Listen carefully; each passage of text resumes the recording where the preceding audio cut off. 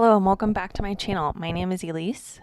Today I've got this simple floral frame card featuring some of the products that were released just this past month. Let's take a look at what I'm going to use.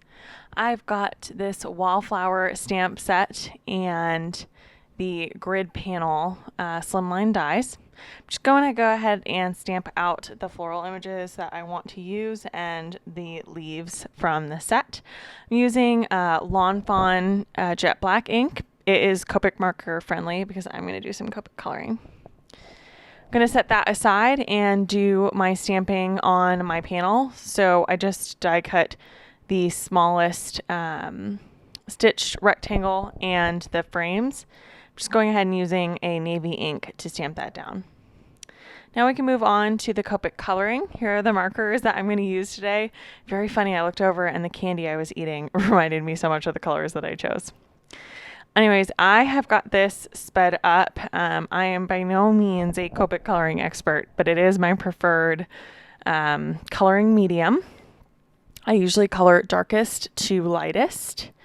And just try to get because I'm doing the leaves all the same greens, I'm just going to go ahead and get all of those done together.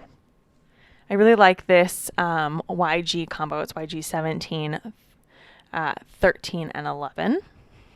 It's one of my favorite green combos.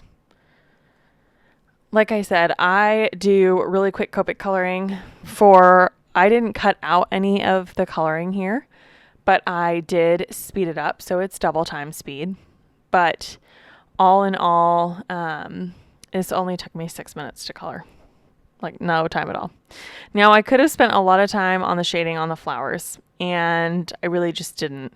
I kind of just add in some dark lines here and there, especially on this rose and on that top flower that's it's almost like a dahlia or a mum. I'm just adding in the dark and shading out from there.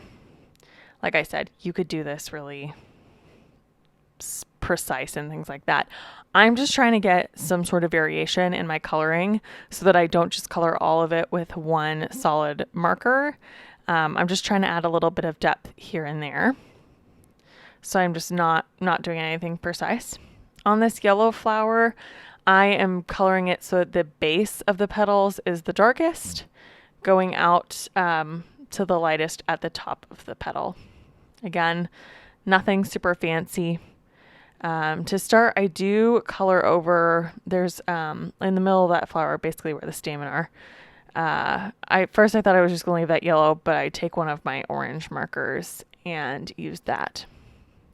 I have the hardest time getting kind of like blending definition with yellow markers, at least the yellow markers that I have. If you have a good yellow Copic marker color blend that actually shows some variation, let me know in the comments down below. This is Y15, 13, and 11. Going in now with my oranges, kind of coloring that exactly how I colored in that pink rose, just adding some shading here and there just to give some depth and dimension to that flower. There are lots of amazing Copic coloring artists here on YouTube and in the crafting community. So if you want to learn a lot about Copic coloring, I suggest looking into some of those fantastic folks. From here, I am just going to go on to building the scene, trying to set a guide for myself, basically, of how I want this to look. Basically, I want to tuck these flowers kind of into the frames, just so that they're peeking out. These are just serving as little windows for my flowers to be sitting in.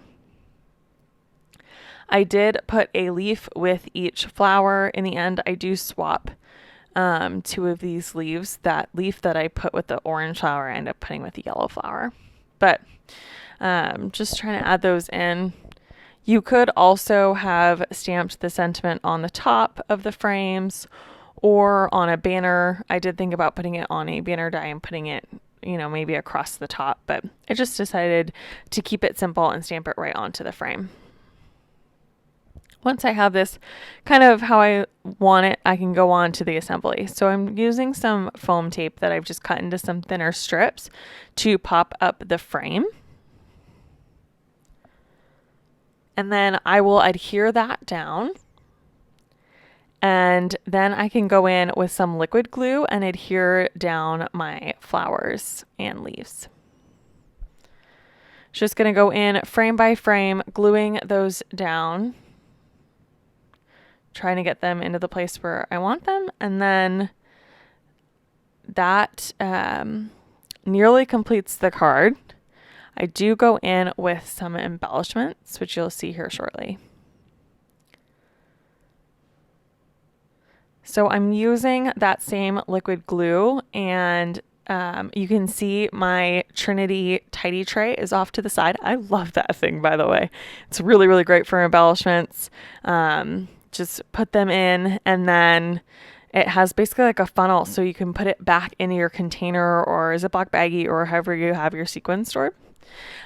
These are just little clear hearts. All of the products I used today, by the way, are linked down below. So if you want to look at any of these products closer, please go check it out, including the tray. It's linked down below. So I'm just adding these in kind of scattered in, and that completes the card.